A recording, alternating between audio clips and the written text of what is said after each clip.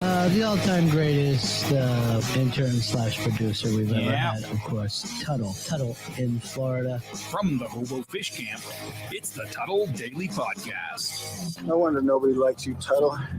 Everything's a goddamn debate. All right, guys, greetings and welcome to another edition of the Tuddle Daily Podcast, a Friday edition.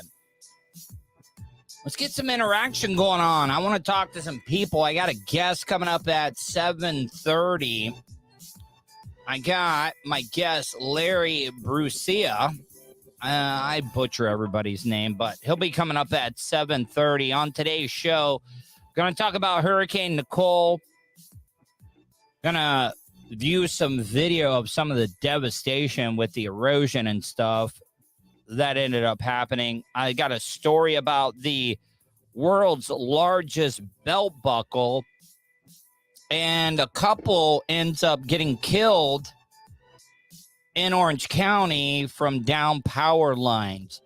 You can get a hold of me, 407-270-3044. Once again, 407-270-3044. You can email me, Tuddle. Thank you, Vulture.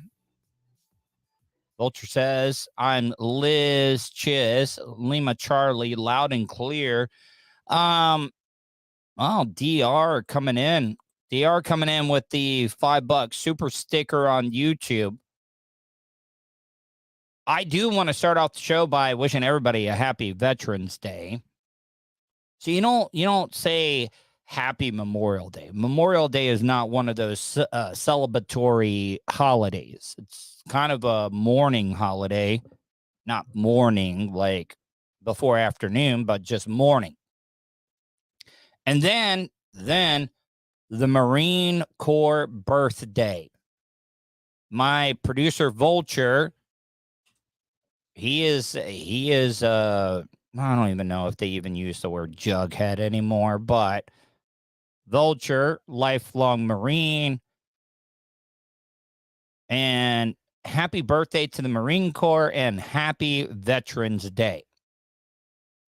You guys can also email me, tuddle@gmail.com, and if you'd like to donate to the cause, you can easily do that. Super chat on YouTube or cheer bits on Twitch. And if you can't do that, you can go to my PayPal, paypal.me/Tuddle on the radio. DR. I look voluntarily, and I'm not saying anything bad about the people that volunteer for the military at all. But no, I look, if we ever went to war with some of the big ass countries, or we got into a world war and I had to, I would not back away. Yeah, sign me up. I'll go. Do I want to? No, I don't.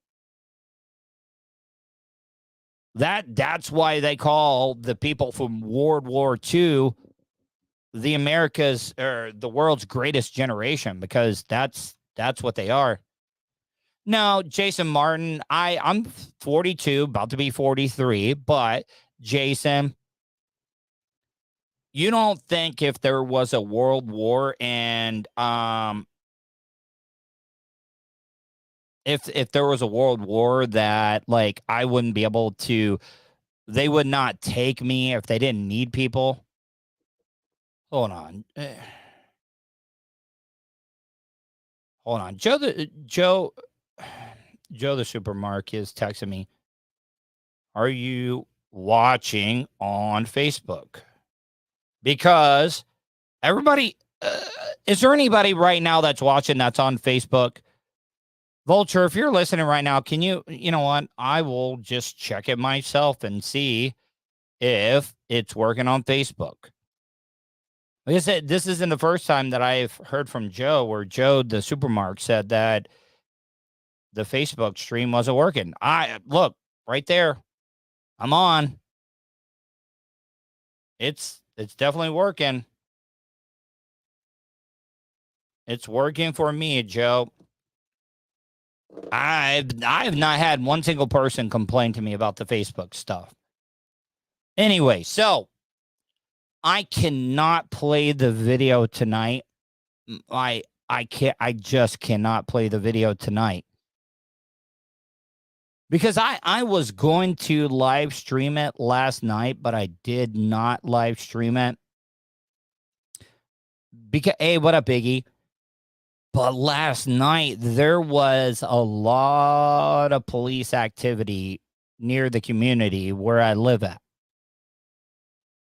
We got a road. So you have the community here, and then you got a road that comes through here. That's outside because this is a gated community that we're in. And the cops came flying down the road. And then the speed limit's only 35 here. And in the back, there's a big industrial like complex. They just built this big storage unit. So all the cops hauled ass down to that area, but they blocked off the road. You could not get down there. They were turning everybody around. And then the fire trucks came in, the ambulance came in. And the ambulance and the fire truck was only there for about 5 minutes, and then they left. And that really piqued my interest because they come to administer medical help. And then they left completely. I was like, oh yeah, well, somebody's got to be dead down there. And I was trying to give video. I got a lot of contacts in the TV news media, and I like to send video and pictures to them when I see stuff that's happening. And then I remembered down on the corner because the corner that it is, the gated community where I'm at goes down that far. And I remembered exactly where all the law enforcement was. I was like, I cleaned that lady's house. So I went down there, and the reason why I can't play the video is that there was a dead body on the street. There was a dead body on the street right by the new storage unit. At first, I thought it might have been a traffic accident, but it wasn't because there was only one car there. That car did not run into anything. The car did not look damaged.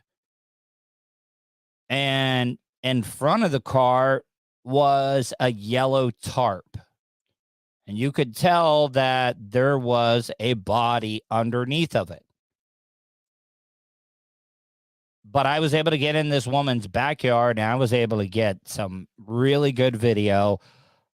Like I said, I was going to stream, but I did not want to do that. And, for a couple of reasons was because, number one, I saw what happened to Logan Paul, and I'm nowhere near where Logan Paul is. Logan Paul's got millions and millions of subscribers, and he went out to that Japanese suicide forest. I don't know if you guys have heard about it, but there's this forest in Japan by a mountain where a lot of people go out and they hang themselves on trees and stuff.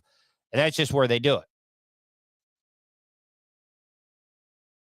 That's just where they do it. So Logan Paul was out there, and he put some dead bodies on YouTube, and he actually got in a lot of trouble. He got a lot of blowback and stuff. And I've worked my ass off, and I don't even have over 3,000 subscribers, but I was able to get monetized. I was able to do everything, and I was like, you know what? I'm not taking that chance. So I recorded it. And the other reason why that I think that it was a murder was because the officers came over and was asking everybody that had homes there if they had like Ring cameras or security cameras or just cameras in general at the back of their home. Because why would they ask that? Why would they ask that? They must think something was going on. So I do have the video. I just need to edit it. I need to make sure that everything's blurred out. And then I need to get my producer Vulture to watch it because, once again, I want to cover my ass. Now, I will tell you what I did. I did send it to the local news media, but once again, they got to do their due diligence on everything. They just have to. Because also at the same time, because you know that old saying where they always say, "Oh, if it bleeds, it leads." Well, because I will tell you this, and also the other reason why I'm glad I didn't go live is because when I was filming, the cops did pull the tarp back, and you could see the person under the tarp. And if you're watching right now, I would love to hear from you. Did I do the right thing by not going live? I also wanted to edit it. The news is definitely going to edit it.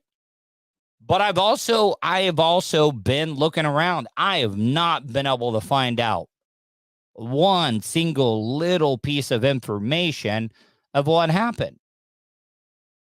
Because if you guys remember some of the videos that I did in the past, if you look at some of the things in the past, Fish on Jay's just checking in. Coming in like straight dog cut. Yo, yo, yo, yo. I know you're just joining me. I got a video I got to send you, Fish on Jay. But I want to get that edited. I sent it out to the news and stuff, but I would like to get your feedback because I'm glad that I did not like really go live with it out of respect to him and whatever family. But we also have that little homeless camp out in the woods here nearby. So who knows exactly what it is, but I got that video. I got that video right down the corner. Here in just a few minutes, I got my guest. I got a guest coming on. See, I'm looking like a complete asshole because I don't even you see I'm Larry Brucia. I've done show prep and stuff, but I'm really, really excited about this interview. So what I did want to do was go through. All right, so I'm going to get into this story first. All right, as Floridians, we all act like we want to be tough and everything, and hurricanes ain't nothing. I'm gonna go out and happen after a storm like Nicole has passed. Dude, nobody can tell me. Well, today I found out that the major killer of people over just normal storms is down power lines, and everybody's got to go out and explore.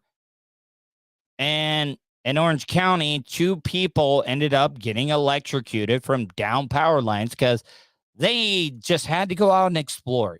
Had to go out and explore and see what's going on. Majority of storm-related deaths happen after a storm like Nicole has passed. A stark reminder of that fact today in Orange County, where it appears a downed power line claimed 2 lives. West 2's Dave McDaniel explains how it all. Guess what does not mix? Electricity and water. Electricity and water does not mix. And you don't even have to be near the power line. Man, it's just good thing about electrocution, it rarely maims. I mean, that is great. I mean, you're right. At least electricity, they don't go halfway. Like, it tries to kill you. And you know what? Like I said, you can just step in a puddle or standing water that a cable is sitting in, and you're toast. All happened. Almost. It is, however, with deep. And by the way, College Park is actually a really, really nice area. College Park is a very rich area. Like, you gotta have money to live in College Park. And you know what? That I don't think the down power line thing would have happened to white trash. Just saying. Sadness that I say to members of our public for this tropical storm, Nicole, today. Was hurricane. Sorry, Jerry. We have 4 probable storm-related deaths. 2 of the dead coming after contact with a down power line. What do you have? Okay, I will admit that I drove around. To just check everything out, but I'm not out there walking and standing water like these people did. I'm sorry. I know that I should have some sympathy or passion or compassion, but I mean, isn't this a case of that'll learn you? 9:30 this morning at Pershing Avenue and Bayfront Parkway. The Orange County Sheriff's Office saying a man got out of the car and was found unresponsive after contact with the wire. He was pronounced dead at the scene.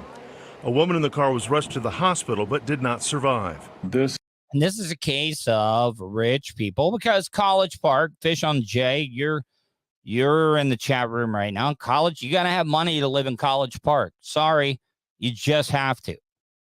And they just like, oh, I'm going to walk out there. I'm rich and privileged. This really is a reminder to use extreme caution while out after a storm. Never touch a down power line. Oh, no shit, Jerry. I'm sorry if somebody does not know any better to not touch what they think is a down power line. Don't touch. Yeah, you just don't do it. Assume that it is a live wire. Electrocution is one of the leading causes of death after a storm. Power lines need to be avoided at all costs. At the afternoon Orange County briefing, both OUC and Duke Energy spoke. Can I ask a question? Why are we not putting our power lines underground? Do they do that in other states? Is there a reason why we're not putting power lines in the ground here in Florida? Is because of the water table? You know, a lot of people that don't live in Florida, we cannot have basements. There are not. You gotta do a lot to have a basement in Florida, but it usually does not happen because you just cannot dig that deep to be able to put a basement in the state of Florida. Is that just something that all Floridians know? Or does everybody in the United States know? Like, people in Florida, they don't have basements. About down lines and pooling water. Never forget the powerful nature of electric lines and equipment. As the mayor said, the equipment is just incredibly dangerous, down power lines, and should never be handled by untrained hands. Make sure that you steer clear, call 911 or your local energy provider, just to make sure that we can keep everyone safe. Electric and water don't mix. It's imperative to stay away from pool water. Have we really gotten to the point, people? You know, a lot of the older generation ones that say the smartphones, the internet is the downfall of the younger generation. No, it's not. It's not. That is just a bullshit excuse. I hate when people nowadays, if they own a smartphone and they tell me that they don't know how to do something. Do you have a smartphone? You're telling me you don't know how to do something. Have you ever heard of anything that's called Google? So you're trying to tell me that people in this day and age don't know that electricity and water doesn't match or mix. I just don't believe that at all. I just do not. Fish on J says it's at least $80,000 to live in College Park. Yeah, of course it is. Spice Boys Gold Mike doorstop. A lot of people, when they see a gator on the street, they don't stop and get out of their car to try and play with it. No, it's common sense. It is. Bulls Dip. We bury many of our lines here in Minnesota, but the cost of repair and maintenance is about 3 times as high as above ground. I mean, I could see that. Twisted Movies, very, very few basements here in Vegas either. The soil is really hard to dig through the homes, and they don't do it. Bulls Dip, we've got the world at our fingertips with smart tech, yet the collective common sense seems to be waning. It is. Spice Place Golden, my doorstop. Unfortunately, you can't bury a lot of high end lines in Florida because it's too close to the water table. See, that's exactly what I thought it was. Pooled water that may be impacted by down lines or other electrical equipment. In Orange County, Dave McDaniel, West 2 News. All right, so now I know none of this, and I'll do my best to describe it because of the people that just listen to the audio version.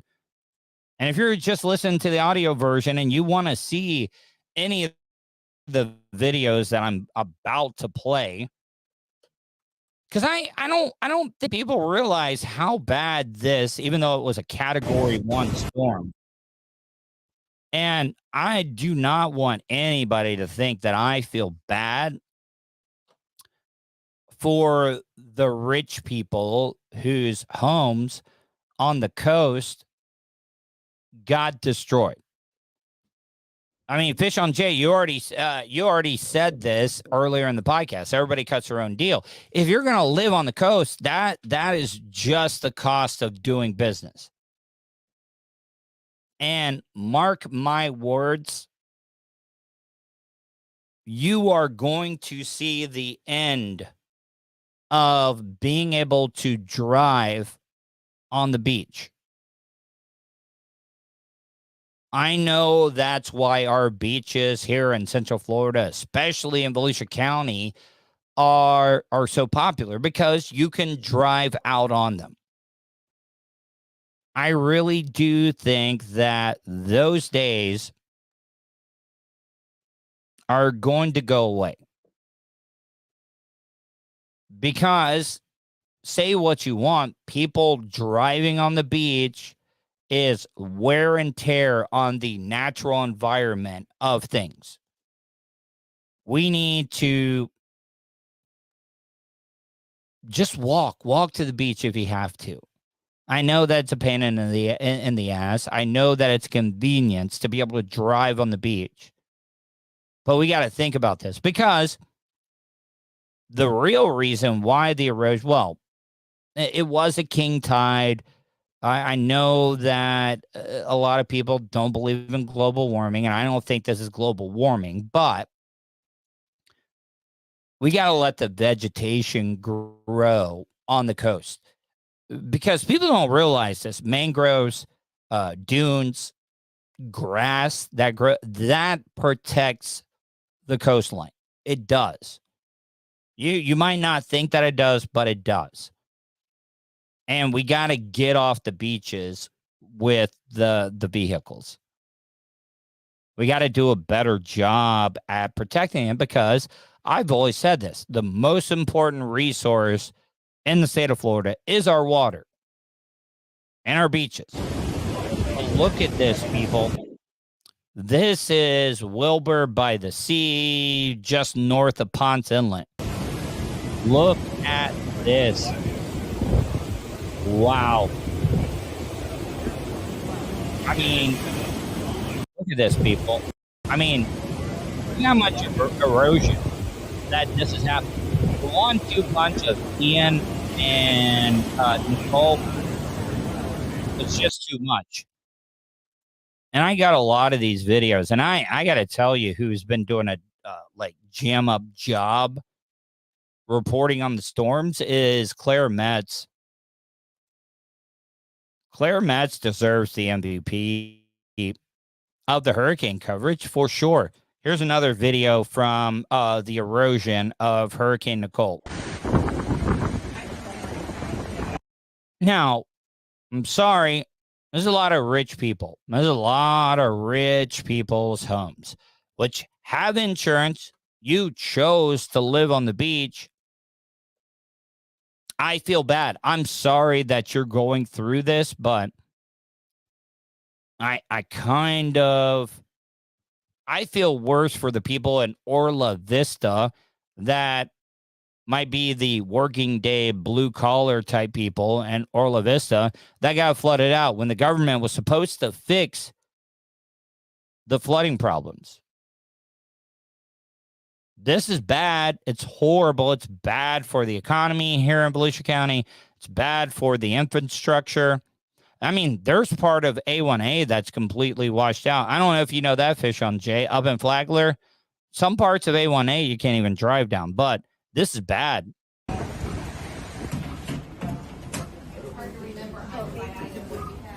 you have room to put these? Does anybody have room for these? I hear Mike Chitwood there. Okay. Yeah, that is Sheriff Chitwood.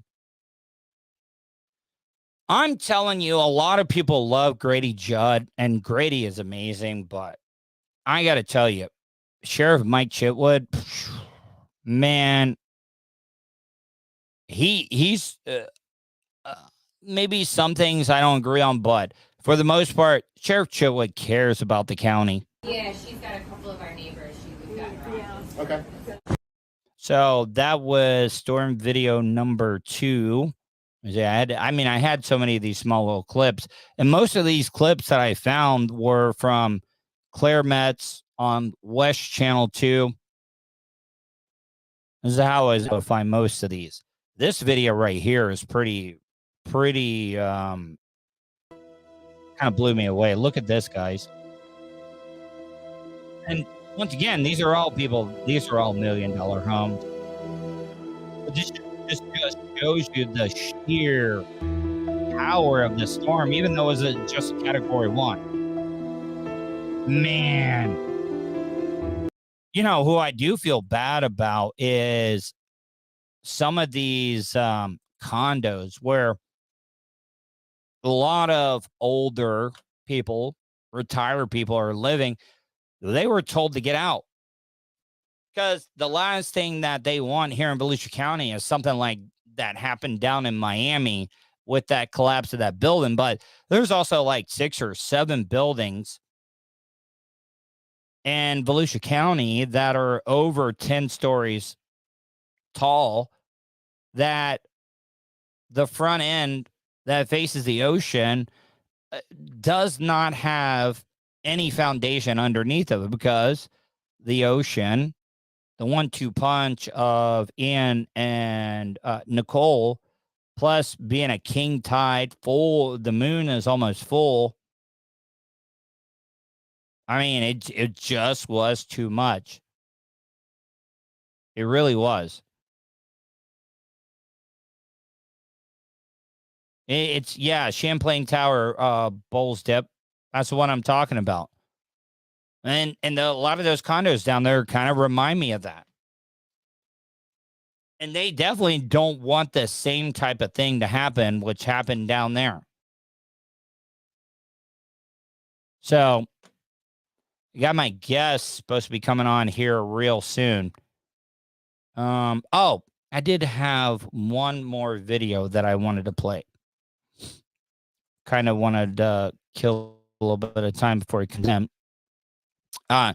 This right here, this video right here, kind of shows that.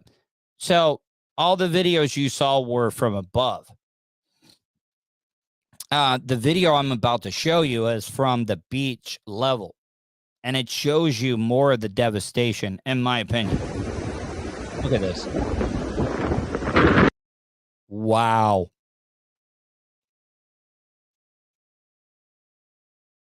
I mean, Spice Boys Gold Mine doorstop looks like Florida if somebody were to drop a nuclear bomb on the coast. And I don't want anybody to think like this is worse than what they got down in Fort Myers, because luckily the death toll was not that high. But a lot of people had their lives absolutely changed from this storm.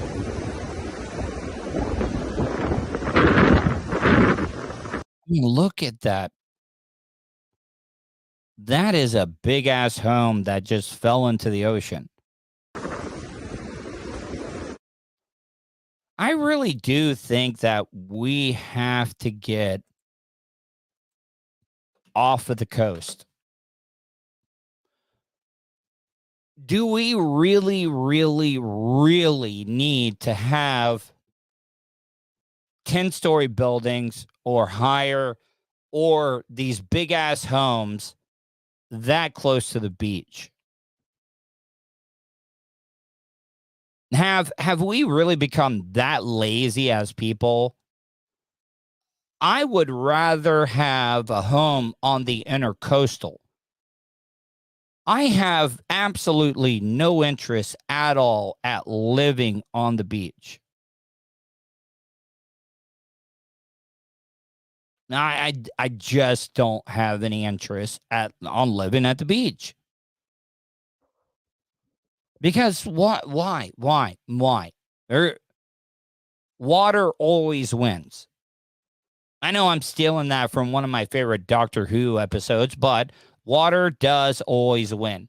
Look at what water, just a river, did in creating the Grand Canyon. The water always wins. Do you guys know after a certain amount of years, 1,000, maybe 2,000 years down the road, Niagara Falls will not be there. Niagara Falls will not exist. You want to know why? Not because somebody blew them up. No, you want to know why? Because water wore it down. There won't be a Niagara Falls because guess why? Water always wins. Everybody wants to talk about the worst natural disasters. Oh, well, volcanoes are up there, but tsunamis are probably one of the most deadliest natural disasters you can think of.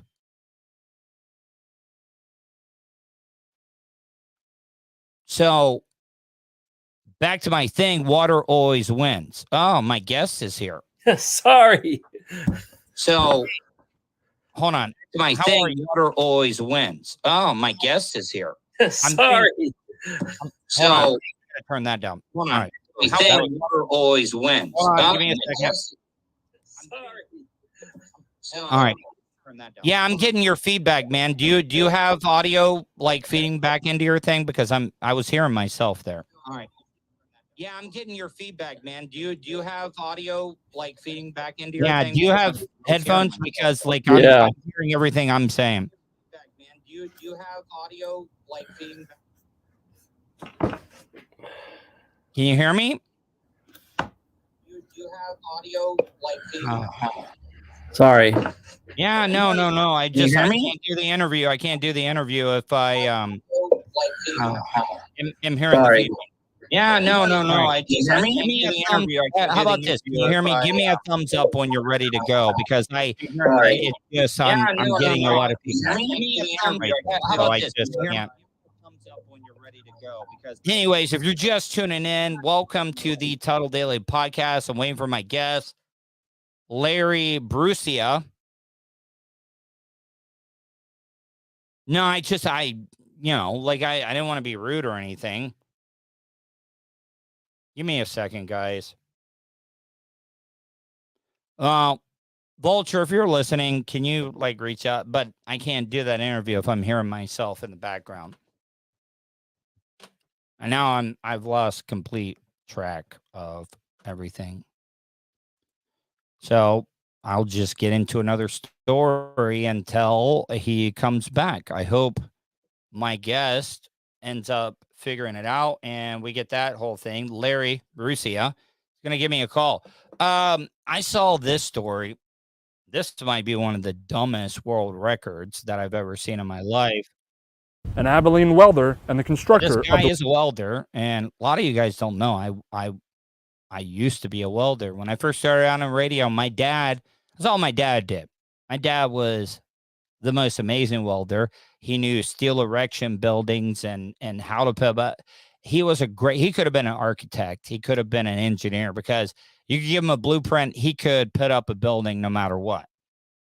But this getter done, he was like, I'm a welder. I'm going to make the world's biggest belt buckle. This is Jason Lahr, an Abilene welder and the constructor of the world's largest belt buckle.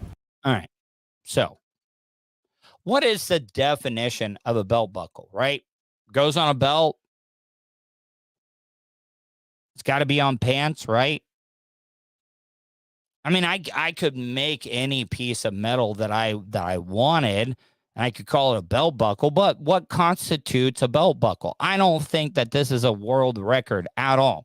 Starting off just trying to find a belt buckle that I liked, and really didn't see anything that was I don't know, perfect that I wanted, so I kind of made my own. Though he's had help, Jason has done the majority of the work himself. My wife comes out and helps grind and do stuff. Now, my old lady comes out and runs the grinder. This is not a belt buckle. A belt buckle has to be on a belt. It just has to. Hey, Larry, are you there? Oh. I am here. It has to. Yeah, I'm still hearing myself. Hey, Larry, are you there? I got the feedback again. Sorry, Tuddle. I really wanted to do this.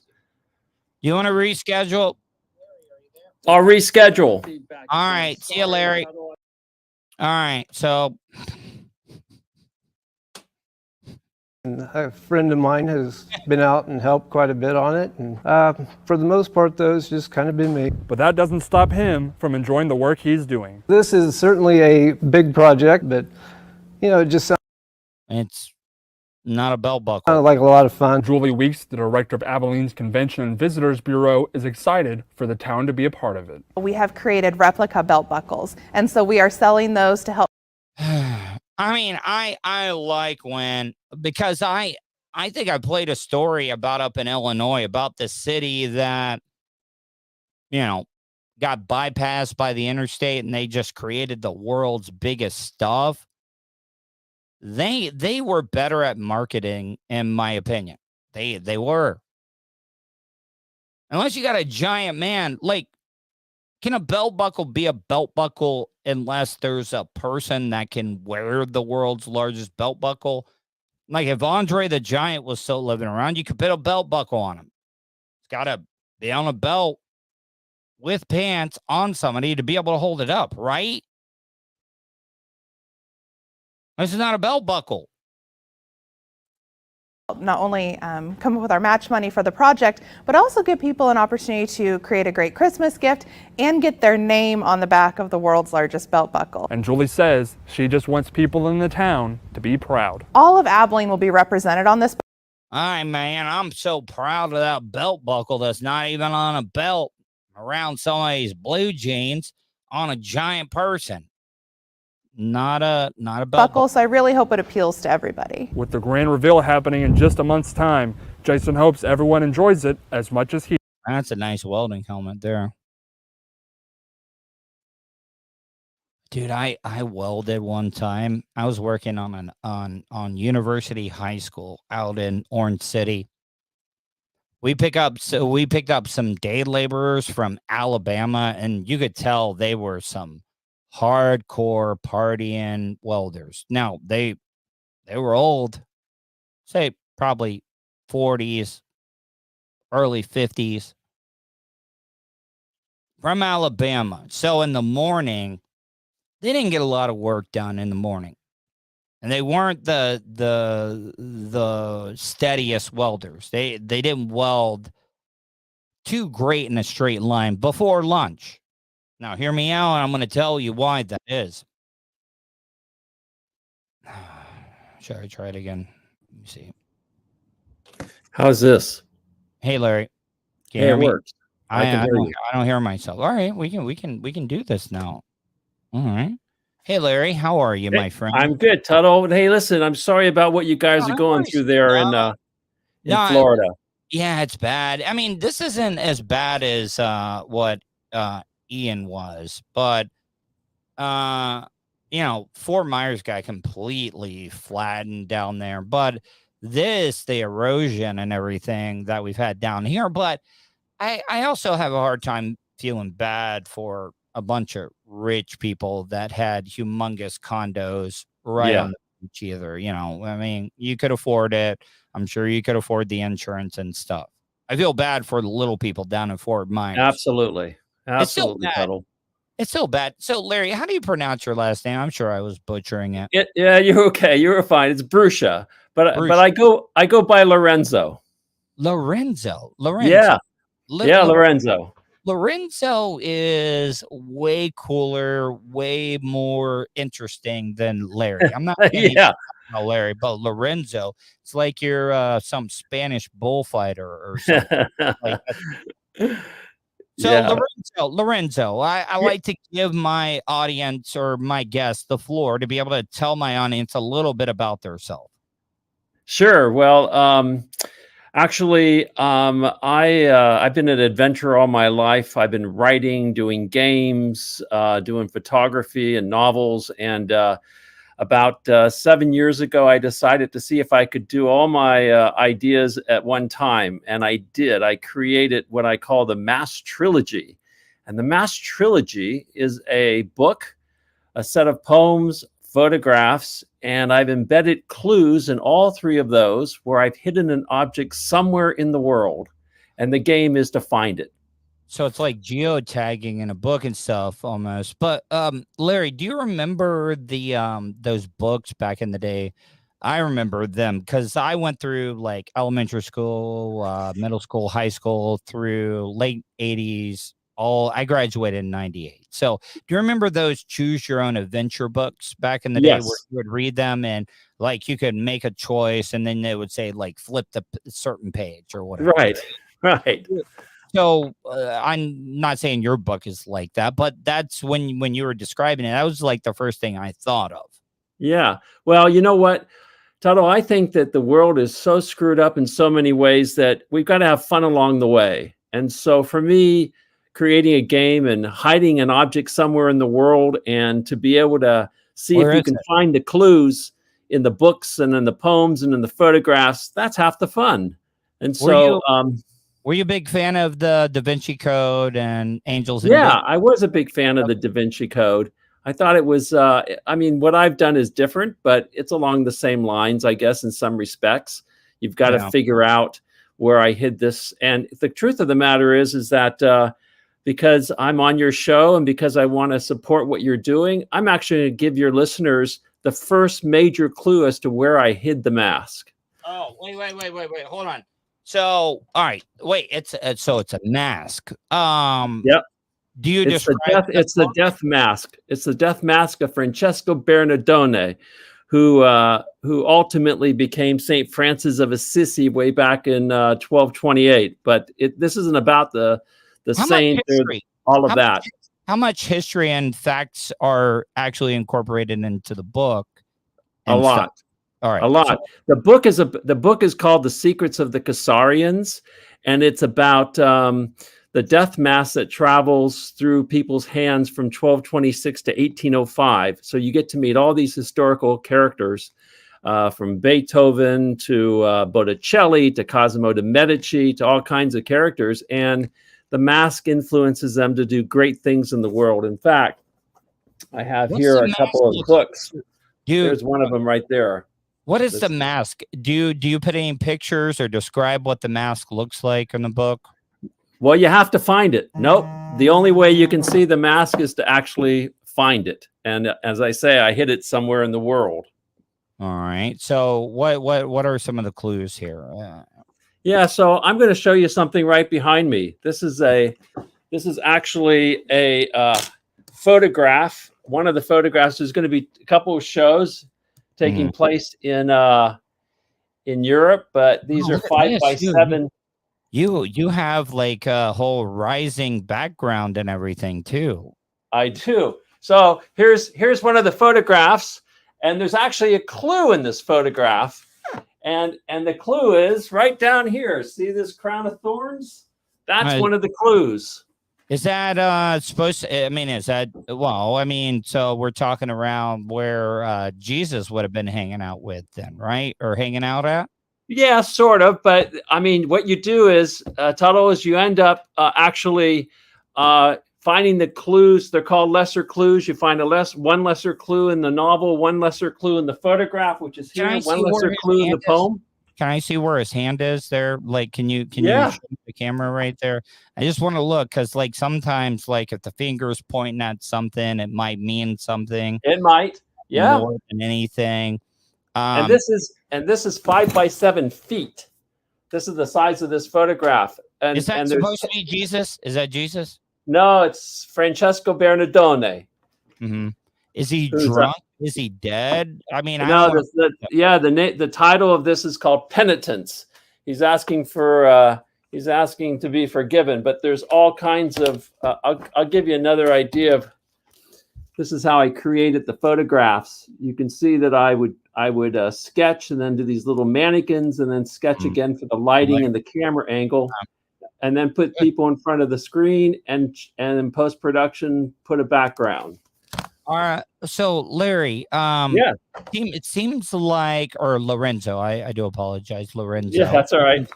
Lorenzo. So do you consider yourself a very religious person, or is that no? This is not religious at all. There's nothing religious about it. Well, the crown of thorns, I thought, might have been like a connection there. No. The story is an adventure. It's about all the different things that happen with this mask as it goes through history, but it's also a game. And there's a website, themasktrilogy.com, and it's got all the information, and you can sign up to be a Masketeer. You get your own digital clue card for free, and you can play the game. Lorenzo, you're talking about trilogies. Yeah. In Hollywood, what's your favorite trilogy of all time? Well, obviously, The Lord of the Rings is a great trilogy. Yeah. There's National Treasure was fun. I would say they did only 2. Did they do a third I think one? they did 3. I think they did a third one on National Treasure, which I didn't see. I love that. I love that. Back to the Future, though. Back to the Future, good. Back to the Future, The Mummy. I mean, these are all sort of adventure, historical fiction. Of course, obviously, the Da Vinci Code and Angels and Demons. But the thing is, Tuddle, is that this is about having some fun. And I've written games all my life where we go off into the world and do something with them, whether it's hiding a treasure or finding a killer or something of that nature. And so this time I decided to hide a mask and create this game and put it out to the world and have some fun. So what area are you living in? I mean, I don't need to know your address or whatever, but like what area of the country are you living in? I'm here in California, Northern California, north of San Francisco. You grew up there, or like California? Yeah, I grew up here. I accidentally invented trail mix back in 1973. All right. So, all right. I was going to get to that. All right. A lot of people have their regionally, there's got to be different types of trail mix regionally around the United States. But what constitutes trail mix? Actually, the first actually was 1973, and I was working in a warehouse making $2 an hour, and a case got damaged, and all the bags inside split, and I was going to throw it away, and the guy next to me said he's going to take it and feed it to the chipmunks, and the owner of Berkeley Health Foods walked in and pointed at it and said, "Hey, what's that?" And I had no idea, so the guy next to me said, "Tell him it's David's mix." So we said it was David mix, and the guy bought it. A week later, he called me up and ordered 100 pounds of it. And about 2 weeks later, the Berkeley Co-op called up and ordered 1,000 pounds of it. So I bought a Montgomery Ward cement mixer, which wasn't actually legal. And I ended up started making David's mix with David, of which he left after 2 weeks and went off to become a chef. So here I was with a cement mixer making David's mix, and I changed the name to Nap Snack Trail Mix. And that's how I got into business. What was in your original recipe? Yeah, I can tell you, dried apricots, sliced coconut, chopped dates, almonds, pumpkin seeds. What about And what was none of it would melt. It was all designed so you could go hiking with it and nothing in it would melt. no pretzels, no nothing Nope. real salty, nothing? Nothing. No. Because that's what I like about trail mix, the sweet and the savory. Yeah. I think that's why it did. Did you try to trademark trail mix or no? Yeah, well, I tried to trademark it, but by the time I got around to it, other people were making it, and trail mix became a generic name. So, Big but I trail made a lot of trail mix, Tuddle, a lot of different kinds. Best trail mix I ever had was infused with well, I mean, it's legal out in California. It was infused with marijuana and THC. Some of the best trail mix that I ever had in my life. Yeah. It was absolutely amazing and stuff. Yeah, well, so that's how I got involved in early days of the natural food industry. So, got to, lots of stories there for sure. A lot of people getting high out in California nowadays since it's recreational. Like, no. Yeah, I mean, I would say, yeah. I mean, it's not like people walking around, on the streets high, but it's used a lot, and a lot of people use it to my wife takes it, does it every night for help her to go to sleep. So I use it for anxiety. It was the only thing. Yeah. It was the only thing to keep weight on my mom when she was going through chemotherapy and stuff. Yeah. So I think if you legalize it like you guys have done, it's not a big deal anymore. It's like, No. it's not. Back in the day, prohibition is what caused all the criminal acts. It created the mafia and stuff back in the day once they started making it illegal. And that stuff is way far worse than marijuana, in my opinion. Causes way more deaths and everything. So out in California, you're in you said San Francisco area? Yeah, just north of San Francisco, across the Golden Gate Bridge. How often because you see on the news and everything, everybody is like, because the cost of living is pretty high in San Francisco, right? Yeah, it's cost of living. The whole Bay Area is out of control. But why all the homeless and stuff? You see vagrants and stuff in the San Francisco area, and it's really bad, Tuddle. It's really bad. Wow. Why did it get so bad? Because that was like where all the tech people lived at. That's where all the, .com people lived at and stuff. What happened? So it basically leaders not doing their job, not paying attention, allowing, kicking the can down the road, so to speak, and having the next politician try to figure it out, which they don't figure it out. They just kick the can down further, and the problem gets worse. We're screwed. Golden Gate Bridge. Is it in person? Is it as like magnificent as it looks like on video and pictures and stuff? It is. It is. Do you get used to it? Do you take it for granted when you live around that area? Well, when you see something every day or all the time, you tend to take it for granted. But periodically, I do reflect on the fact that when I drive across that bridge and look out to the Pacific on the right side and look into the bay and see the city on the left side, I recognize it is a really beautiful sight. But we do have the fault of sometimes assuming and taking, not noticing things around us that are beautiful that we see every day. And that's, we got to slap ourselves to try to remember not to do that. I mean, I get that way with Florida because of all the beautiful, like, unique ecosystems we have in the state of Florida. Yeah. I watched a documentary that really, really affected me. I forget the name of it, but it was a documentary about the Golden Gate Bridge where more people commit suicide on that bridge than any other one.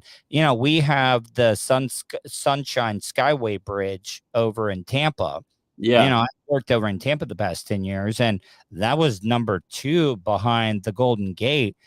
I know they're not, they're not allowed to report jumps.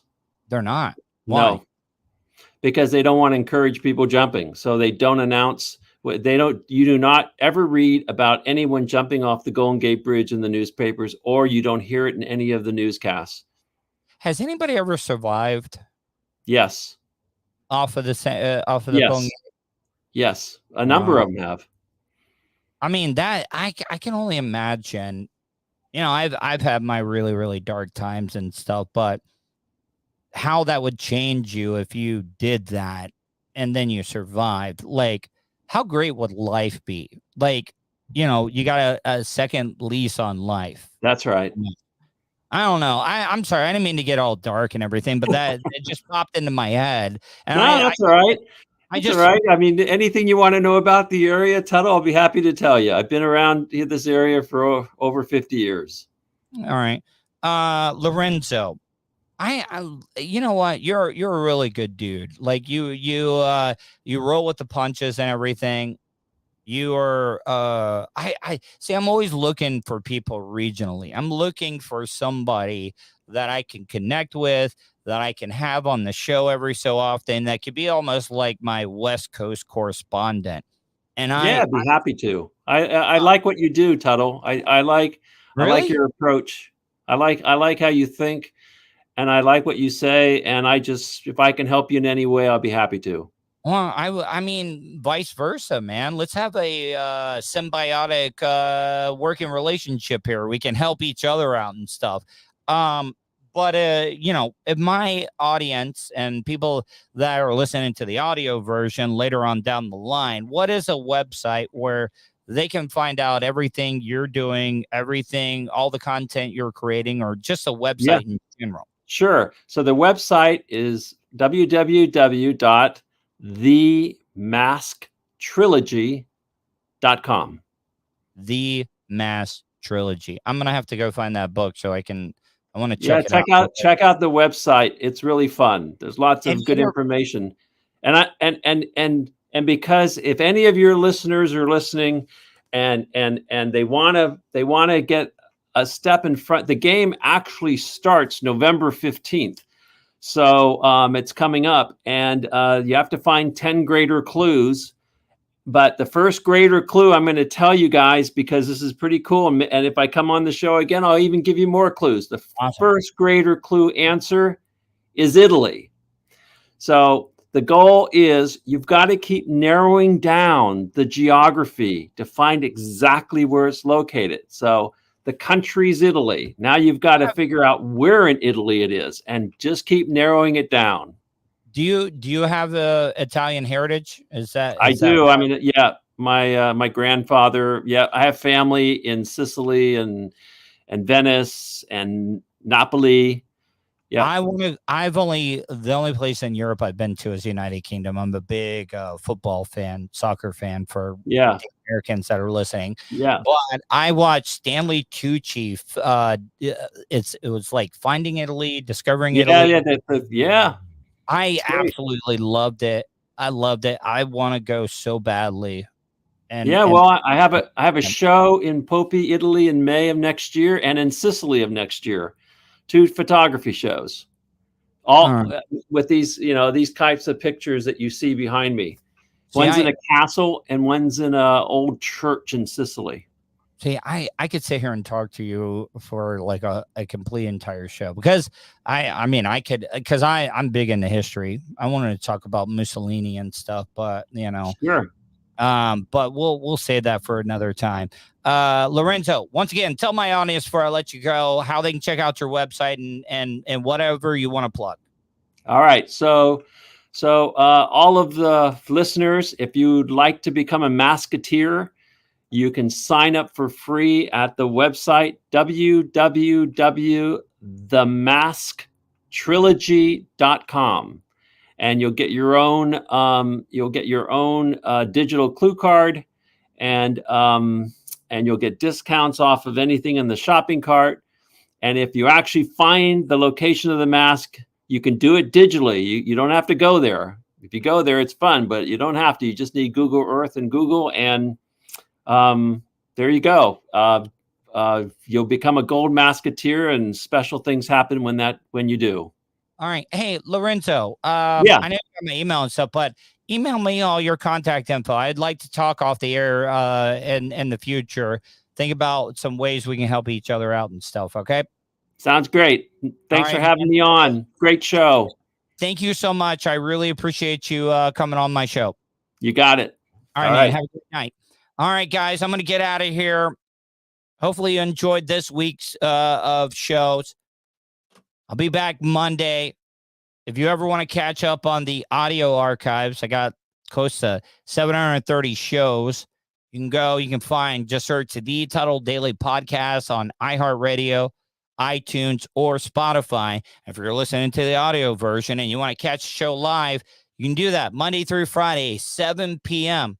YouTube.com/Tuddle, Twitch.tv/Tuddle on the radio. And it's also on all my social media. Just search Tuddle. Getting out of here, guys. Hopefully you enjoyed tonight's show. Hopefully you guys stay safe. And I will talk to you tomorrow.